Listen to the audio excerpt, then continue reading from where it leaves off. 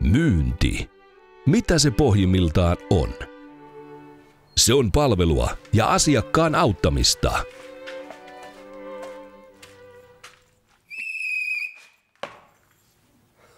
Se on ymmärtämistä ja tarpeisiin oikein vastaamista.